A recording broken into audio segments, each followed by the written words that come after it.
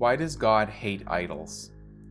Throughout the Bible, God has a notorious hatred of idols. A hatred so deep, he even made one of the 10 Commandments a command not to make idols.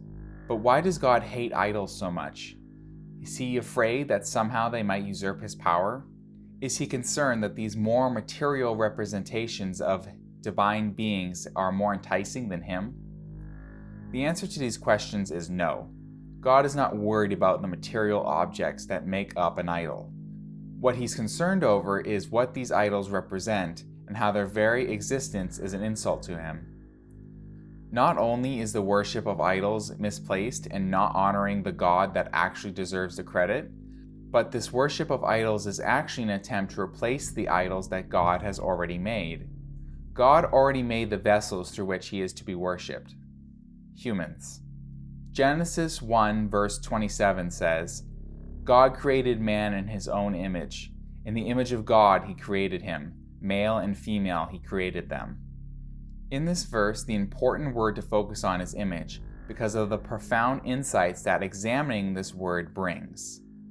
The word image in Hebrew means idol. At first, this might come as a shock, because our initial thought is, aren't idols heathen vessels used for the worship of other gods? The answer to that question is yes. Not only are these idols objects of worship, but these vessels also serve as a means for these gods to communicate with their earthly followers.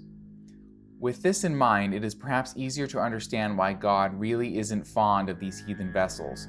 But if that is the case, why are humans associated with the word idol? The answer lies in applying the context of what an idol is to this passage. God fashioned us as his idols.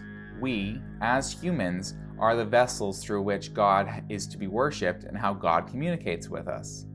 God created man out of the dust of the earth and blew life into him so that we might be ambassadors upon the earth and embody his presence for all creation. This sort of process is almost identical to the process of creating heathen idols, where these idols were made from earthly materials, and then the priests of these gods would breathe life into these material objects as a way of figuratively giving them life. Not only is the process of creating idols and the creation of humans very similar, but if we need further proof that humans are God's idols, God himself became one of us. God enfleshed himself in the form of his idol, and a crucial part of Jesus' message was that we have a link and relationship to the Father. We don't need something or someone else to communicate with him for us. We are the vessels through which God is to be worshipped. That's why God gets so angry and commands us not to sacrifice to heathen idols. Heathen idols are made in the image and likeness of lesser gods. And when we worship those objects, we deny God's sovereignty and make something lesser the object of our worship. Additionally, it is evident that these gods are lesser beings than God. God fashioned his idols and gave them life so that they might worship him. He created us as humans with all our intricacies and abilities that we possess. These lesser gods need us as humans to fashion their idols, which are made from inanimate matter. They're not alive, they're just worthless objects that have been given meaning by us.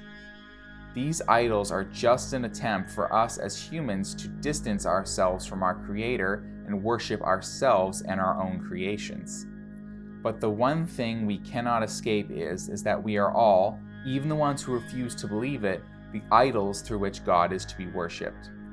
We all represent him, but this perhaps leads us to the cold truth that no one can escape. As the idols of God, we are supposed to represent the God who created us, to be the vessels through which God's divine rule is embodied. But there are vessels that refuse to represent the God that created them.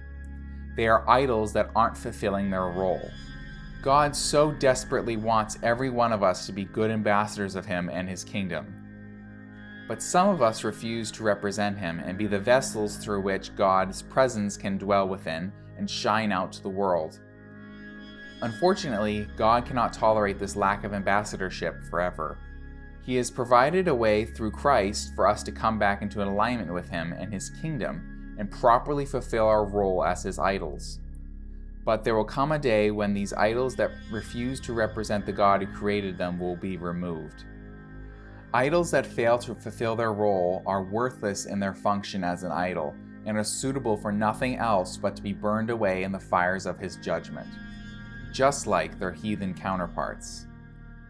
So, to anyone who isn't embodying the God that created them, please come into an alignment with the God that created you and become an idol that properly fulfills its role as an embodiment of God's presence and rule.